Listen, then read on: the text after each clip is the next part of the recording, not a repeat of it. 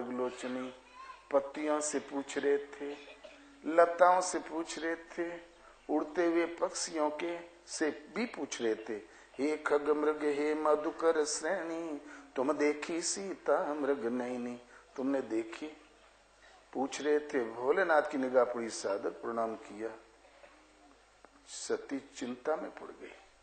बोले, हरि शंकर जगत बंध्य जगदीशाई, जगत बंध्य है, जगदीश्वर है शंकर खुद। तो तिनने पशुतन कीन पर नामा, कई सच्चिदानंद पर धामा। राजा के छोकरों को प्रणाम किया, सच्चिदानंद परम धाम कह के प्रणाम किया। चकित हो गई।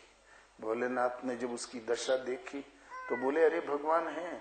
बोले, प्रभु समझ में तो नहीं आता है, ये साधारण सी औरत खो गई तो भय रो रहे हैं, कौओं से पूछ रहे हैं, मृगों से पूछ रहे हैं, लताओं से पूछ रहे हैं, क्या पहले भी इन्होंने कभी बातें की थी?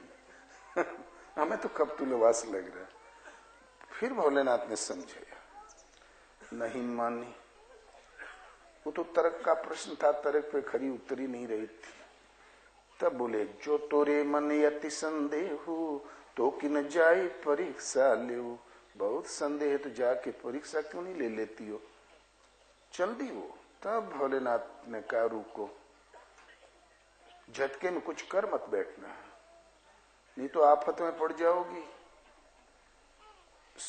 और जेहि विधि जाहि मोह भ्रम भारी, करे सो जतन विवेक विचारी।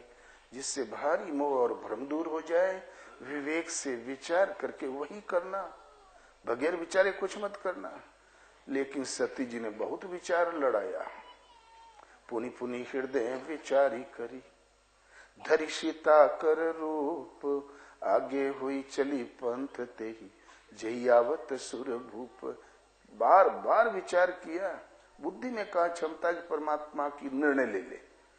फिर इस निष्कर्ष पर पहुंची, हाय सीते, हाय मृगलोचनी, हाय गजगामिनी, क्यों ने सीता का भेष बना लूं, दौड़ पड़ेंगे, मैं अदृश्य हो जाऊंगी, पोल खुल जाएगी, पथ परीक्षा हो जाएगी।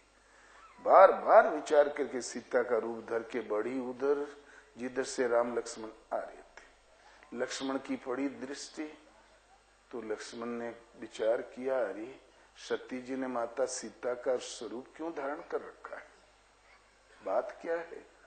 प्रभु तो सब जानते ही हैं, मैं क्यों बीच में पड़ूं? वो चुप रहे। जब भगवान की दृष्टि पड़ी तो सादर मस्तक टेक के प्रणाम किया, मातेश्वरी वृष केतु कहाँ है? आप अकेली किस उद्देश्य से भ्रमण कर रही हैं? तब सती ने सोचा, अरे ये तो रोए रोए का हाल जानत है, ये हमारा मेकअप तो फेल हो गया। इनसे न बोलने में भलाई, तुरंत घूम गई, लौट गई वापस। भगवान ने देखा सती ने दुख पाया है तो कुछ अपनी महिमा दिखा दी। जिधर जा रही थी उधर से राम लक्ष्मण सीता चले आ रहे थे। तब घूम गई पूरब, उधर से भी चले आ रहे थे, पश्चिम उत्तर, जिधर घूमी उधर से भी चले आ रहे थे। आंख बंद करके बैठ गई तो हृदय में दिखाई पड़े, देखे शिव विधि विष्णु अनेका, अमित प्रभाव एक ते एका, बंदत चरण करत प्रभु सेवा, विविध भेष देखे सब देवा। तो हृदय में उसने देखा, देखे शिव विधि विष्णु अनेका, अनंत ब्रह्मा अनंत विष्णु अनंत शिव देखा।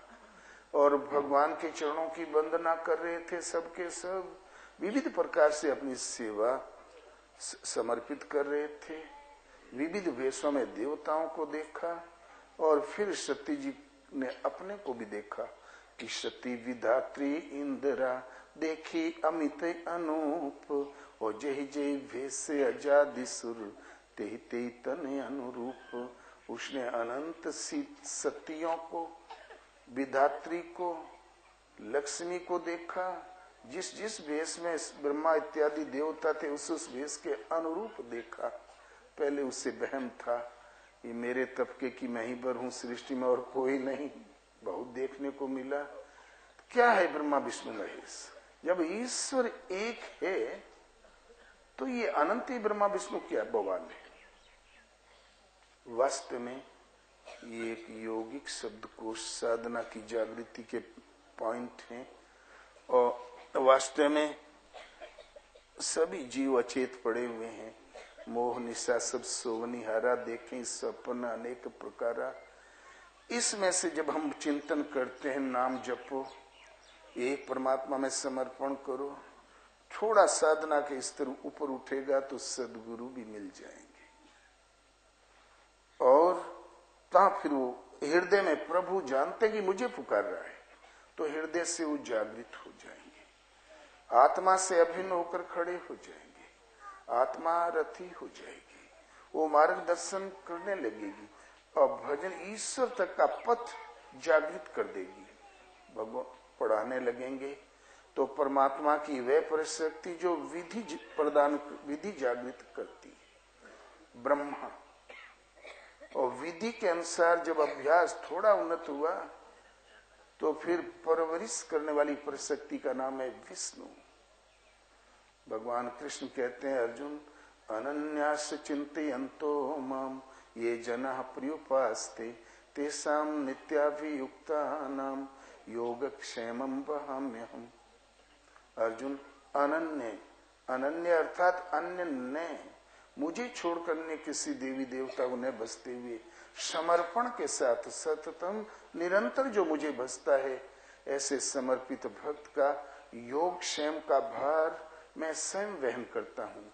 योग पढ़ाना, अनंत अंधकार पूर्ण प्रकृति के खोखंड से निर्विघ्न उस पार ले जाना, फिर दर्शन दृष्टि देना, दर्शन स्पर्श और स्थिति प्रवेश देना, इशारा भार में स्वयं वहन करता हूँ। तो परमात्मा की वह परिशक्ति जो परवरिश करती है, योग क्षेम करती है, तो ये परवरिश करने वाली परिशक्ति का नाम है विष्णु।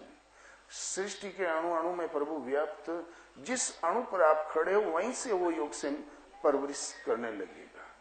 उनके वरद हस्त के नीचे पहुंचा हुआ पथिक कभी गिर नहीं सकता। और उन्हीं के संरक्षण में चल के जब मूल का स्पर्श किया, लक्ष्य या विदित होने की अवस्था आई, तो संहार करने वाली परिशक्ति का नाम है शिव। परमात्मा की वह परिशक्ति जो संहार करती है। संहार आपका नहीं करती, आपके दुख का संहार करती है। आपके जन्म मृत्यु का जो कारण है, उस कारण का निवारण करती है। वो है संस्कार। एक भी संस्कार बाकी है तो जैसा संस्कार वैसा ही जन्म मिल जाएगा अवश्य। एक भी संस्कार बाकी, जैसा संस्कार वैसा जन्म। अंतिम संस्कार का मिटना। अब मन में उद्वेग कौन पैदा करे, मन का अचल स्थिर ठहर जाना। और अंतिम संस्कार के मिटते ही आवागमन में जन्म का कारण तो मिट गया, तो जो अवशेष बचता है उसका नाम है शिव तत्व, कल्याण तत्व, परमात्मा तत्व। तो शिव के शंकर के दो रूप हैं। एक तो परमात्मा की वह परिशक्ति जो संहार करती है। संहार के जिस क्षण संहार हुआ, उस क्षण के पूर्ण होते होते जो अवशेष बचता है वो शिव तत्व, प्रकृति की सीमाओं से अतीत परमात्मा तत्व, परम तत्व। और संसार में पूजनीय कौन, तो क्या पूजनीयम शिव तत्व निष्ठा। जो इस शिव तत्व में स्थित है वो महापुरुष। तो भगवान की भजन एक जागृति है, और ये जागृति तब होती है जब कोई तत्वदर्शी महापुरुष मिल जाए। गुरु महाराज से लोग मंत्र लेने आया करें तो महाराज कहा करें, वो एक प्रभु में श्रद्धा स्थिर करके ओम राम शिव किसी 2-2.5 अक्षर के नाम का जाप करो। हल जोतते, खुरपी चलाते, कारोबार करते, हर परिस्थिति में जब तक तुम जाग रहे हो नाम याद आया करे, स्मृति पटल पर श्रद्धा बना रहे, स्मरण बना रहे। प्रभु का नाम भजने में कोई जगह अपवित्र नहीं होती। सो जाते, पानी पीते, खाना खाते, नाम याद स्मरण बना रहे। और सुबह शाम बैठ के आधा घंटा 20 मिनट समय अवश्य दो बैठ के नाम जपने के लिए